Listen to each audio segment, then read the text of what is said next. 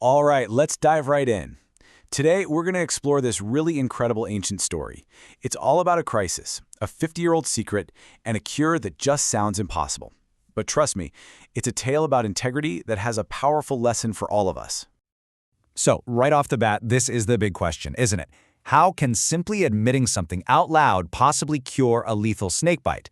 It sounds like something out of a fantasy story, but the answer is actually grounded in a really profound principle. So, let's set the scene. So picture this. Everything starts out peacefully enough. A holy man, this ascetic named Kanna Dipayana, is just visiting some friends. Their little boy, Yanyadada, is playing nearby. But then, in a split second, a simple kid's game goes horribly, horribly wrong. The boy's toy falls into a termite mound, he reaches in to get it, and a venomous snake strikes. Just like that, the boy collapses, the poison working fast.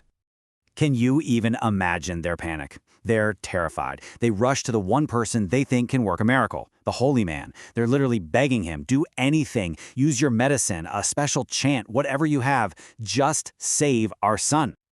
But what Kanna Dipayana says next is, well, it's just stunning. He tells them, I don't know any medicine, I'm not a doctor.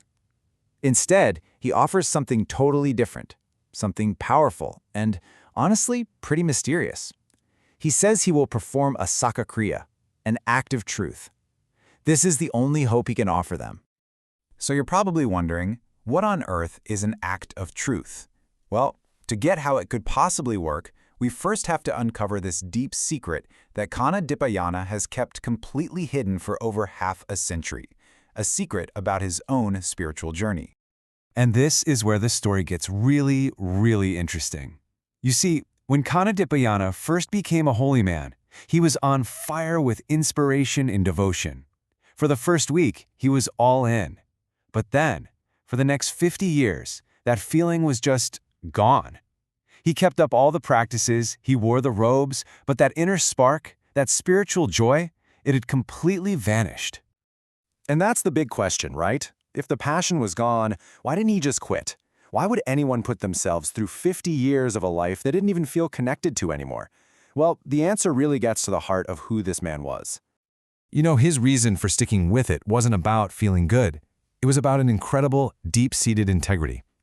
He'd already decided that a regular, worldly life wasn't for him, and he was terrified of being seen as a hypocrite who just gives up on his promises.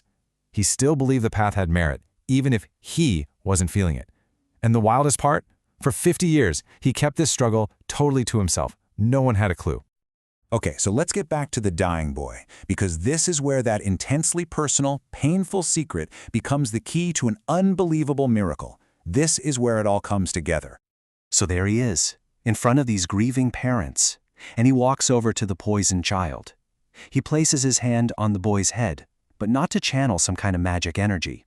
No, he's getting ready to make a declaration, a confession he has held inside his heart for 5 long decades. And this is the act of truth. It's just mind-blowing. He doesn't puff out his chest and say, look how devoted I am. He does the exact opposite. He speaks the painful, unvarnished truth of his inner life. I've been doing this without any joy. He is literally wagering the boy's life on the absolute power of his own difficult honesty. In the effect, it wasn't slow, it wasn't gradual, it was instant. The second he finished speaking his truth, that statement acted on the world. As the story goes, the poison just receded from the boy's body and seeped back into the earth. And just like that, the boy who is seconds away from death, his eyes flutter open. He looks at his mom and dad, and he sits up completely okay. He wasn't saved by a magic potion. He was saved by the raw, undeniable force of a perfectly true statement. So let's break this down. What really happened here? How could a confession of spiritual struggle, of being imperfect, possibly have the power to heal someone? See, the power didn't come from Kanna Dipayana being some kind of perfect saint. Actually, it came from the exact opposite. The power came from him being flawlessly, 100% truthful about his own deep imperfection. The magic was in the radical honesty, not in putting on a performance of holiness. You know, this ancient story is so much more than just a cool miracle.